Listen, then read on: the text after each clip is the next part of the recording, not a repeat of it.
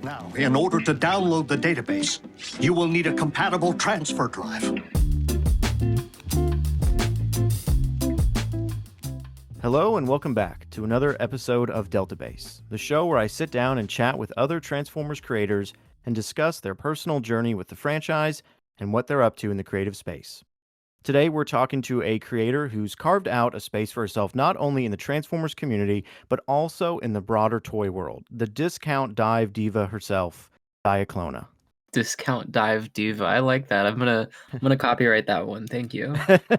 I always try and have something that ties back into some of the creators' original, first pieces of work. Some creators out there are really good at hiding some of their first stuff, but as long as I can find something old enough to mention, I think that's important. Yeah, I mean, I've been very possibly to a fault honest with my audience. I'm not sure if you saw the video where I reacted to the 14-year-old me video. I did, yes. Yeah, I no, didn't dig into that that's a one. rough watch. I thought discount dive diva would be just good enough. Much more dignified for sure. Yeah. And I promise, and I do actually mean this. I promise there are no P related questions on this docket. Oh, I appreciate it. I yeah. appreciate it. Yeah. As much as I've been hounding you in your comment section. Yeah, no, it's quite a thing to be known for, but I'm very much not any attention is good attention, but like being known as the P, look at me, I'm talking about it. Being known as the P girl isn't really negative attention. It's just attention. So I'm not opposed to it necessarily. Famous for something. Now, Lai, you've been keeping a pretty consistent schedule of uploads on your YouTube channel with your more recent show, This Week in Transformers, which is a fantastic show to catch up on Transformers news. But you've also had an even longer running streak online with almost, at least from what I can find, almost daily photography uploads on Instagram and I believe also Threads. What has it been like keeping up the consistency of a project like that? So I started the Instagram account back in 2017, and I maintained that daily streak for I think about 2 years, give or take. Then I took like a 4 or 5 year break and hopped back in, or maybe 3 to 5. I don't know, but it's the photography stuff for me. I'm not a professional photographer. I don't have that sort of need for all of it to be perfect. I am a perfectionist to an extent in creative endeavors, but photography for me is very much a relaxing activity. So honestly, like some days I'll be in a very productive mood. I'll take a backpack full of like a dozen Transformers out to the local park, and I'll just take a bunch of shots, and that'll have me covered for like 2 weeks. Do you find any, I mean, I know this when I used to do stop motion animation and photography. Is it, I don't know if I'd say embarrassing, but do you get embarrassed taking those figures out at all?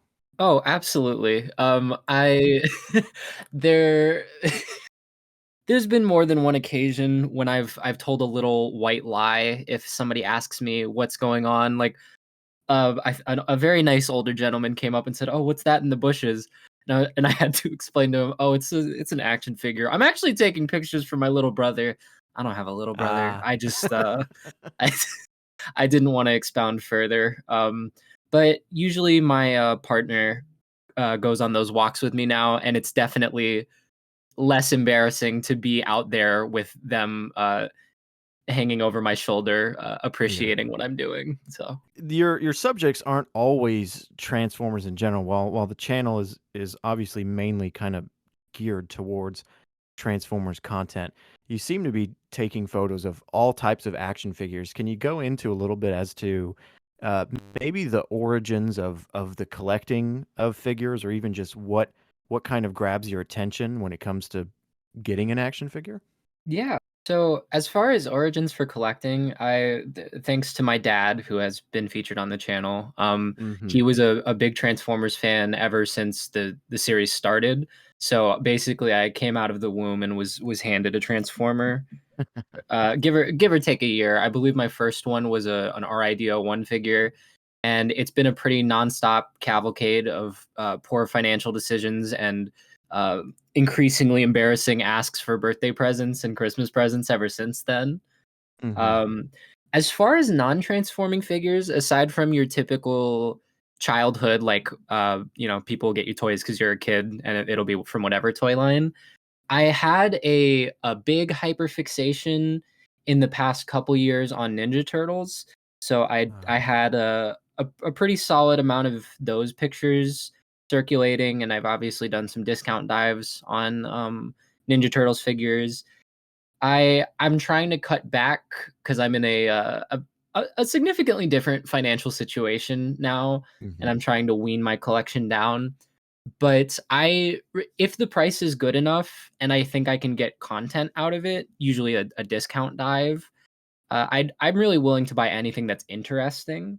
Like if it looks dumb or it looks like it would make for a funny video, I'll Mhm. grab it. But generally, that rule only applies if it's like $20 and under. I'm sure many viewers will be wondering this. What is the ultimate piece of wisdom you can give to people when it comes to not buying action figures? Oh, I might be the wrong girl to ask about that. Is it just good luck? As far as not buy, it just takes a certain iron sort of will. I've taken recently to whenever a pre-order caches or whenever I have a lapse in self-control, I write on my calendar how much I spent that day, and that has Um, sort of helped me to uh, it's put into perspective because at the end of the month I'll tally it and then I write down how much I spent on mhm. toys that month, and it can be a good wake up call because like day to day you're like, oh, I spent like $5 here, $15 here, I got a core class figure, I got a deluxe figure, it's not that bad. Mhm. By the end of the month it can start to look pretty horrific, and Yeah. that sense of dread I think helps keep the discretionary spending at bay to an extent. Especially with the pre-orders, because I know I have a couple of pre-orders, and I have no idea when either if I've already paid for them or if I'm going to be paying for them when the figures release. And it's Yeah, no, always that's nervous, like, where did that money go? that is a dangerous rabbit hole for sure. I think the most consumer friendly place is Show Z because they ask Mhm. you for a $1 down payment, but when the item Mhm. comes in, they tell you, okay, you can pay us now or anytime in the next 10 days before we have to stop holding it for you, as Mhm. opposed to places like Pulse and BBTS where the moment those come in, you are getting a fat notice on your credit report that you have spent far too much money on toys. Yeah, yeah, I think I'm with Big Bad Toy Store right now for some reissues, and I'm sure Mm. every month I'm like, remember that's going to come out of the bank account. But I'm sure when September arrives, I'm going to be like, what is this charge? I didn't authorize this while I'm sitting there handling the figure. Like, no, these were free. Absolutely Yeah, not. see, that's what's I mean, I don't wanna say it's insidious, but it is sort of, like putting down the, "Okay, I'll pay for this later." And then Mhm. it kind of disappears from the forefront of your mind. Whereas I think pre-orders where you pay ahead of time, I think it does genuinely feel like, "Oh, this is free," by the time it gets to you. Mhm. It's what I really like Yeah. about all the HasLab stuff, is it's like you pay for it and then like a year and a half to 2 years later you finally get it. By the time it gets there, that money has exited any sort of meaning, and so it feels Right. free. But for Right. BBTS and Pulse, you're basically just hanging weights over your head and waiting for them to fall on you. It's like a Looney Tunes scene. Exactly. When you first made your jump over to YouTube, or at least from what we can see, did you ever think that a video review of Titan Mech King Kong would rise to the top of your content as your most viewed video? I did not. I think that might have gotten snagged onto the kids algorithm at some point Okay. because that one and I believe the FNAF tie-dye wave Mhm. were they are incredibly well viewed, but not very interacted with. And I think I Mhm. checked the statistics, it's mostly non-subscribers. I'm pretty sure because those are kids, like, I mean, they're all kids' toys, but those are, like, Yes. specifically child-targeted toys. Somehow they got into a bunch of YouTube Kids feeds, and that's why there's no, they racked up a lot of views, but not a lot of feedback or subscribers or anything. But Right. I'm not upset that that one, uh, made it to my most viewed video. I mean, it's beating the P one, which is nice, and it also features a pretty decent monkey impression, I think. For my viewers who haven't gone and watched the P video yet, please go blow that video up. We need to get that one a lot higher. Oh my god. Well, I mean, you stuck to your guns at the time. I think it's very easy for YouTubers to have a video that performs, larger than the rest of their content, and then they try and make a shift over to recreate that or to cover that topic again and again and again. What is it? Have you ever experienced that feeling of, hey, maybe I should push my content in this direction just to kind of chase the views, or have you never had to experience that? So I think I got that experience out of the way in like middle school and high school because I had the old channel. We've seen glimpses Mhm. of it, but Mhm. my channel was such an absolute mess of let's plays and tutorials that I knew would do well but would not retain any subscribers, and occasional Transformers reviews and stop motions, and I kept pivoting, and it was definitely partially the undiagnosed ADHD, but I kept pivoting to different things and being confused as to why none of my like 200 subscribers were watching basically any of my videos. And so going into the Diaclona YouTube channel, I was pretty committed to this is going to be Transformers. It's going to be toy talk. Maybe I'll do some stuff, oh, pardon me, about the lore or various pieces of media. But I knew that I wanted to focus in on the toys and the Transformers specifically. So I haven't really felt much of a temptation to slide from that, honestly, because I enjoy making the content a lot. What have you found to be the most rewarding in terms of making? Is it the toy reviews, or is it the, this week in Transformers, kind of the wrap up of the news? It's definitely mm, see, that's tough. I don't let me not phrase this in a way that makes it sound like I don't enjoy doing This Week in Transformers. This Week in Mhm. Transformers is meant to be my easy thing to do. Like this is just a fun thing, doesn't Right. require a terrible amount of forethought or effort. Discount Dive is kind of a similar thing because it's unscripted.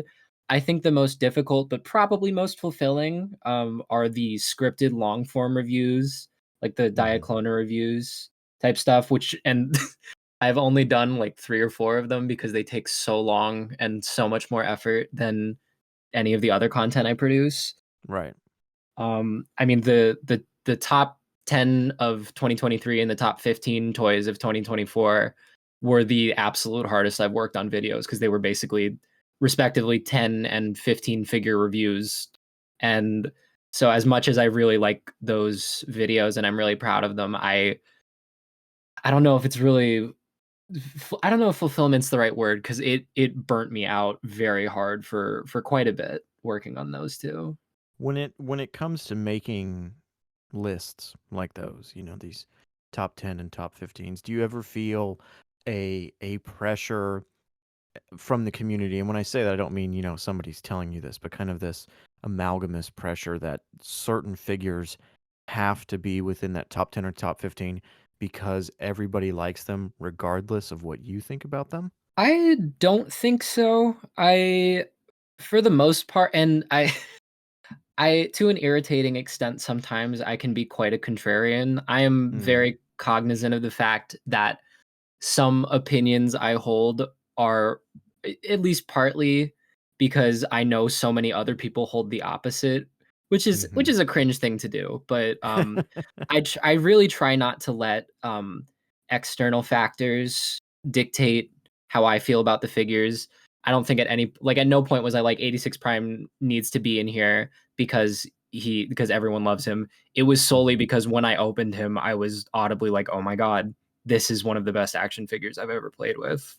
Well, I'm sure this does exist, but do you think that this idea of this is the price point for, let's say, a Voyager, therefore this is the amount of physical plastic I should get, do you think that's still a big issue today?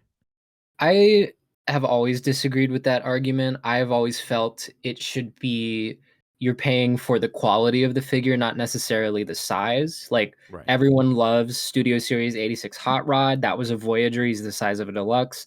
I adore the animated Bumblebee. You know, that's like barely bigger than core class, and that's Yeah, he's pretty $25. small. He's Yeah. wonderful though. Yeah, no, exactly. And I think it is just, and 86 Prime, that's not commander size. That's basically a smaller leader. But 100% worth it for the engineering. And I really think it does just come down to engineering. And so that's why I'm feeling so cold on the 86 Constructicons, is because I don't care about the size, but the engineering, the fact that none of them have wrist swivels, Scrapper doesn't have a waist swivel, Bone Crusher has the little ball jointed, like he looks like a core class Arms. figure.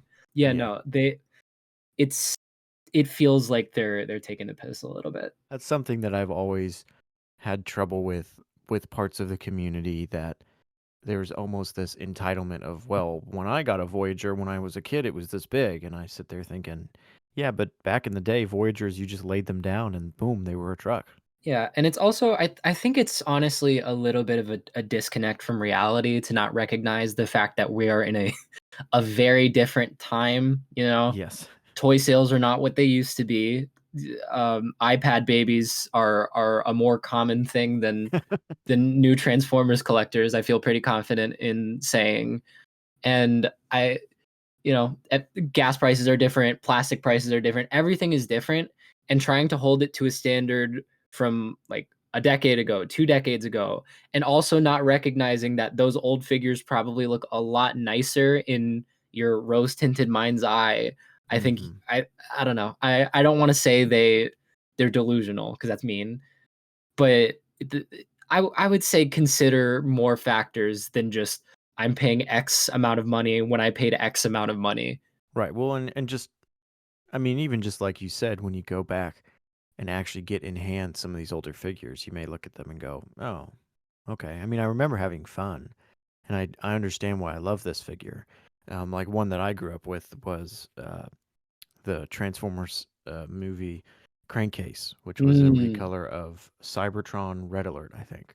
And I still yeah. love that figure, but I picked it up not too long ago at a toy shop, and I was like, ooh, oh man, this thing's kind of rough. His legs are bigger than his whole body. Yeah. What what is this thing? I think it's easy for us to, especially if you've been a lifelong collector, it's sort of easy to hold on to whatever opinions you had on the toys as a kid, especially if you only had it as a kid and you haven't gotten it in hand again recently, because Mhm. it feels like you're the same person. But like, you're very much not the same person. You're not the same little kid who played with that toy and was able to imagine it being better. And you know, yeah, I think there's a lot of nostalgia goggles on for Transformers toys.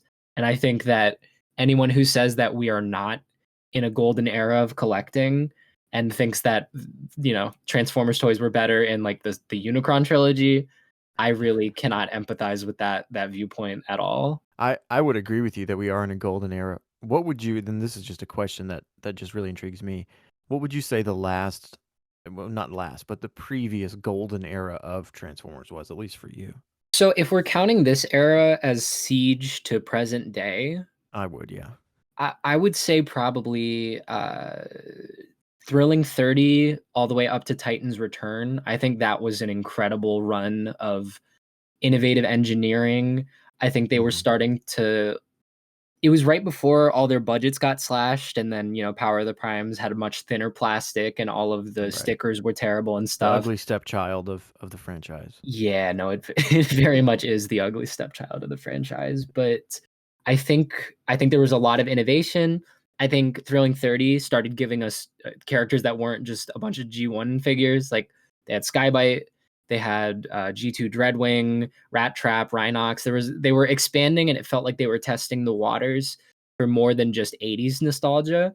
And it Mhm. feels like we've kind of come full circle now. Like Siege was obviously, I mean, most of the Siege and Earthrise were a lot of G1 stuff, but then Kingdom, you had Beast Wars reviving.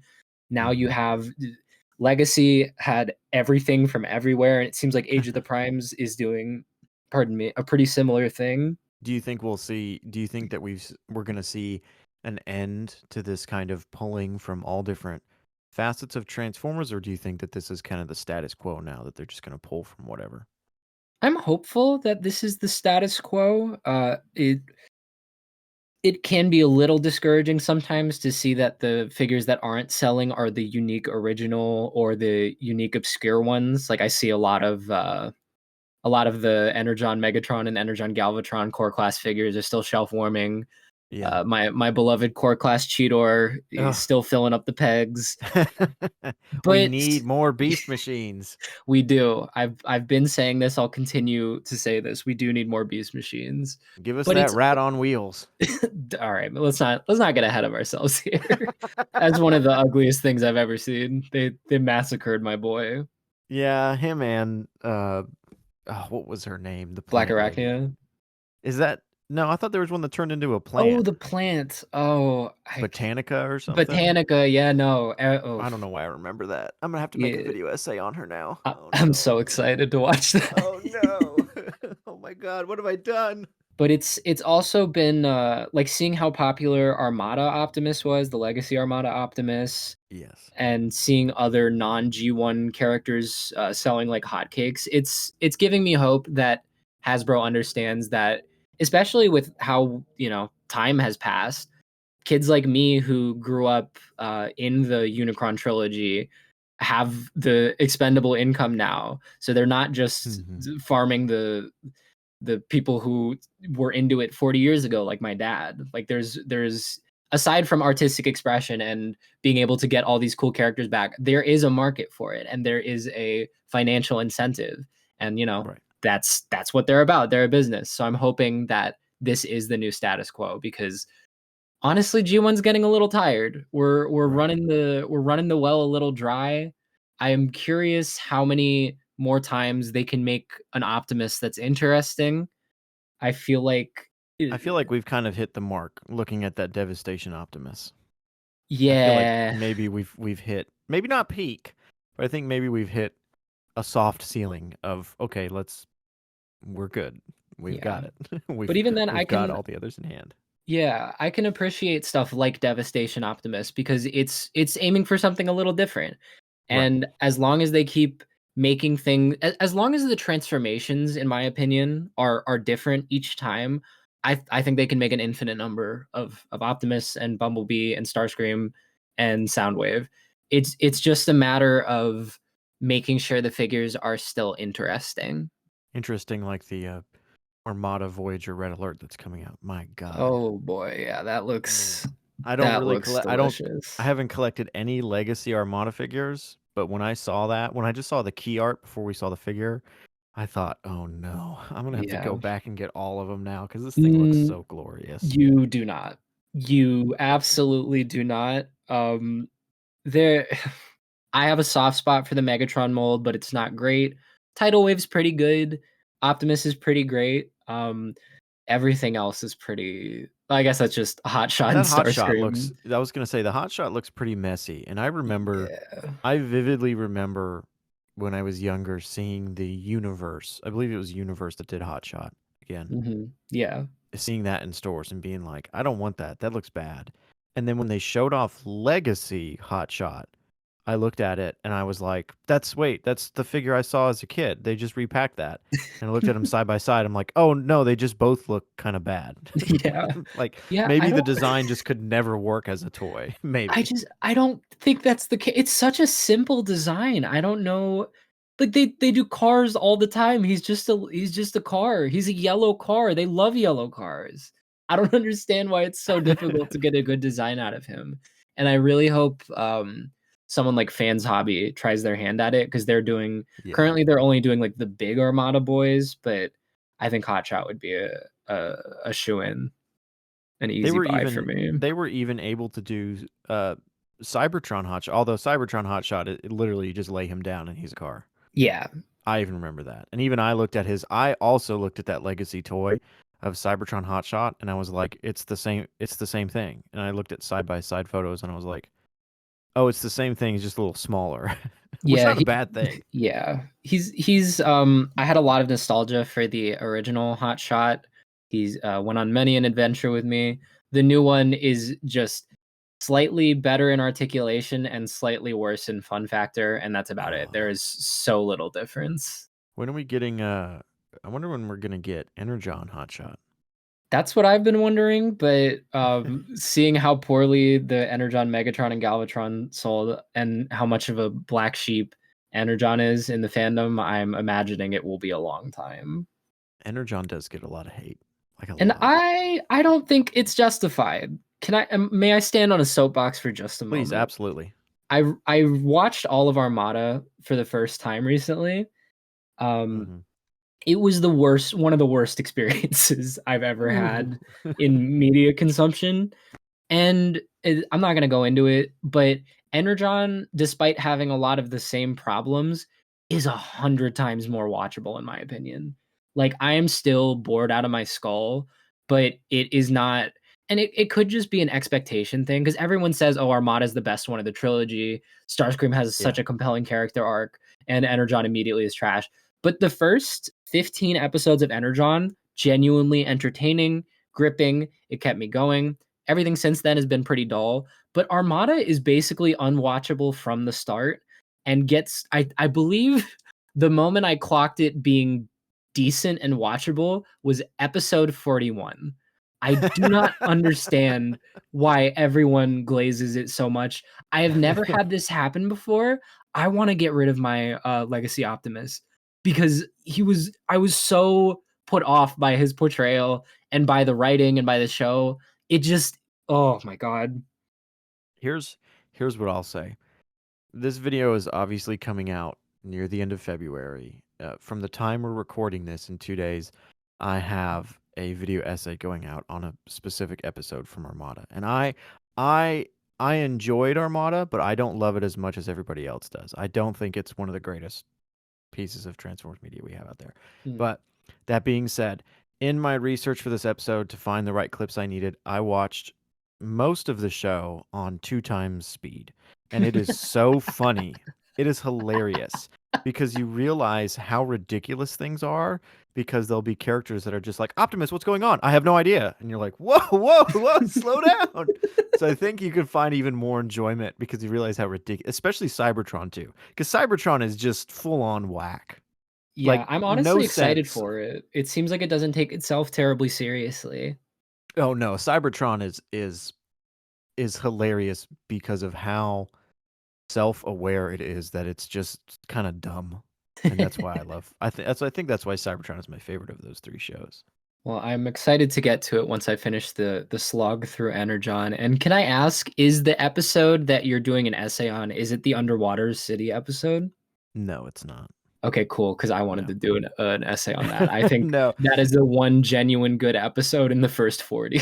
You should, and you should title the video something like that The because only that good will spark Armada outrage. episode. But you know what they say, outrage equals viewership. So Very true. The dislike button doesn't exist anymore. So, I was gonna say one of my most popular videos, everybody in the comments telling me how wrong and stupid I am, and I love it. It always works. You just have to take a popular opinion and say the opposite. Yeah, I'll get that once I start watching Prime. I've made my disdain for the Prime fans no big secret. I don't know. Yeah. I genuinely don't remember a single moment of the show. It could be the greatest show of all time, but I just get so put off by the way people talk about it. I need to do a full rewatch of Prime, but the reason I have put it off for so many years is because I know that when I rewatch it, I will realize its many flaws. And I'm scared. And I'm like, I have to face it at some point. I do think it is, not to get too far into it, I do think it is one of the most meaningful Transformer shows to me just because of when I was able to watch it in my lifetime, but as a product. And I feel like that's something that people have a hard time disconnecting. There's how I feel about it, how what it means to me, and then as a product. And I think as a product, Transformers Prime maybe doesn't quite hold up as much as Mm. I would have thought. I still love it, but as a product, maybe. I mean, you understand. You can love the P Transformers toys as a product. As they what meaning they have to you, but as a product, they're kind of weird.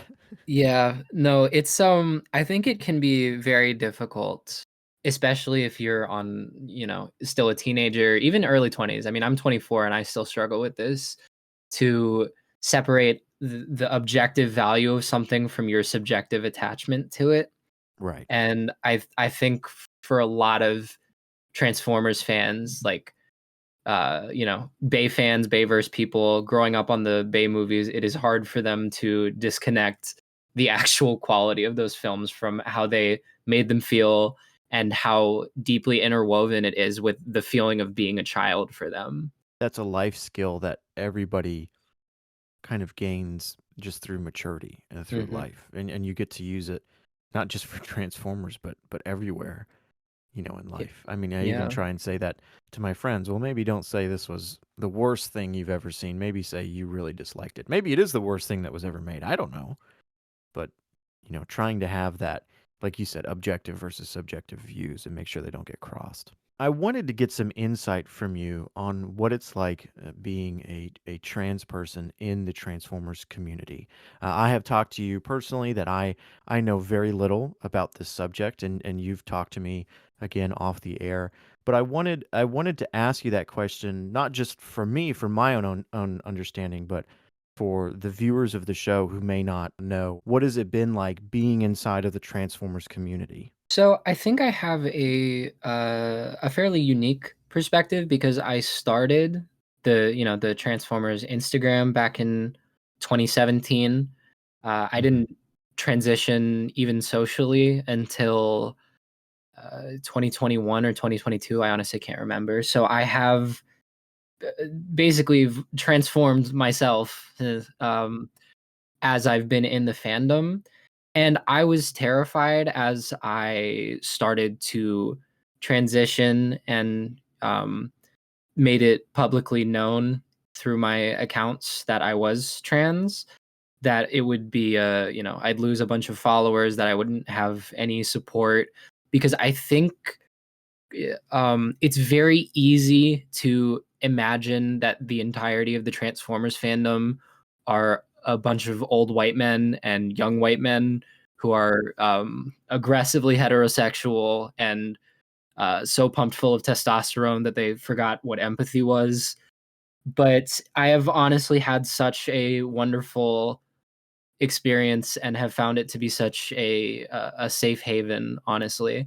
And I think creating content as a trans creator and as a queer creator, I know I'm not the first one in the space to be openly queer, but it has made me feel significantly less alone. I feel like every week I get a comment from someone who says, "Oh, another a trans lesbian Transformers fan. I didn't know there were any more of us." And to have like my Discord server where it is the majority of them are trans people and the minority are cis people or straight people. Like it is so validating to know that it doesn't feel like we're a minority of the fandom anymore. Even if we are, it feels like there are many of us, and it I honestly feel more comfortable in the fandom now than I did pre-transition. What would you say to somebody who's going through that transition, who might be nervous, at least just of the Transformers community that we can speak to?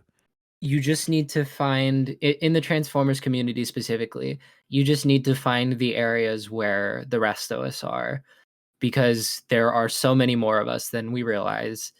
Like I didn't even know half of the people who I have met through this didn't start following me until after I already came out. And I think as heinous and uh, volatile as algorithms might be, I think they've also helped put a lot of like-minded people together. And I would say just, know that you're not alone. Just pull up to one of my comment sections. You will very much not be alone there. There is a community of us, and we are always accepting new people, and we will not turn you away at the door. Those outside of that community, or outside people like myself who don't have much knowledge, what can people like us do in ways to support that growth and that type of community? I mean, as far as YouTube type stuff, it's really the same as anyone else. Just like, comment, subscribe, hit the bell, go to my Patreon. But in a broader sense, it really is just be willing to listen, be willing to change, and be willing to learn. We really, I think, especially in the current nightmare political climate, we are the trans community and the queer community is being scapegoated very heavily as Mhm. people who just want to ruin the good Christian values that America supposedly holds. Um, Mhm. we really just want to be treated as humans. There may be some growing pains where you might have to learn a new pronoun that you weren't familiar with. You might have to adjust to calling a singular person they, them. You might have to hear someone who has a deeper voice and call them a woman or vice versa. You know, there is a learning curve, and we're not unsympathetic to that. We Mhm. are willing to give you grace, and you don't need to fall over yourself and self-flagellate because you accidentally misgendered us. All you got to do is be willing to listen, apologize when you mess up, and do better the next time. That's really all we ask. Lie, as we come to the end of the show, we always try and do a lightning round. And Okay. so I'm going to ask you 3 quick questions. I'm going to ask you to try and answer just the first thing that comes to your mind without too much thinking. Then we can discuss it afterwards if we need to. Sound All good? right. Yeah. No, hit me. Bot shots or hydropods? Hydropods. Oh, I can't believe that. This is a betrayal. This is a betrayal unlike any I've ever heard. Most underrated Transformers toy in the past 5 years.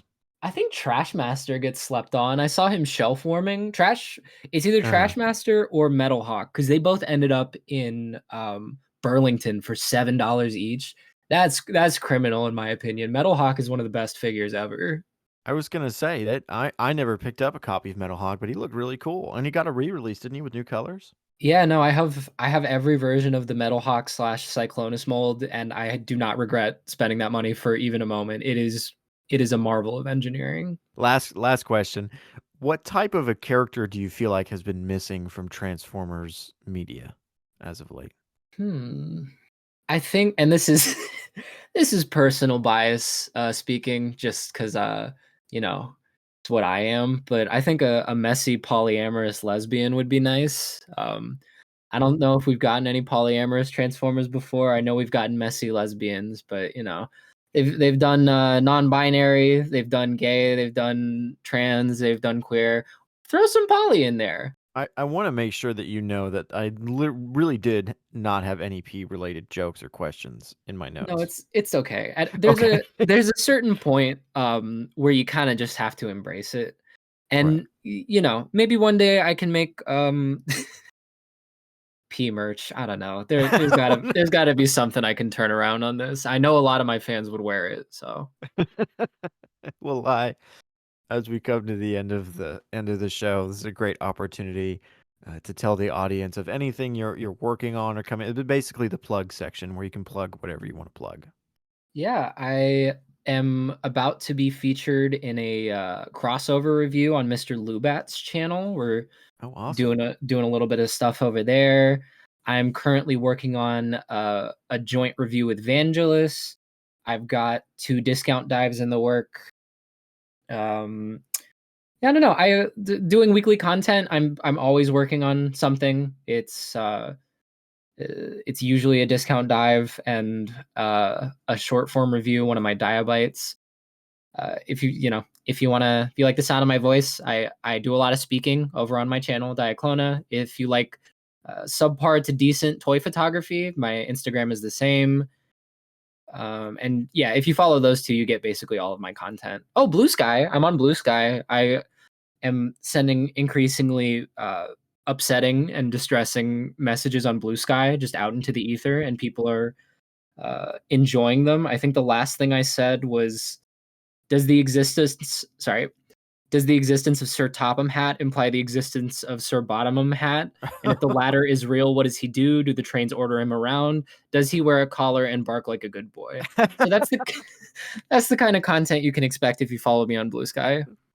And we might be getting an Armada episode review from you in the possible future. Yeah, Maybe. no, that I would love to branch into video essays, honestly. I really love the work that you do. Oh, thank you.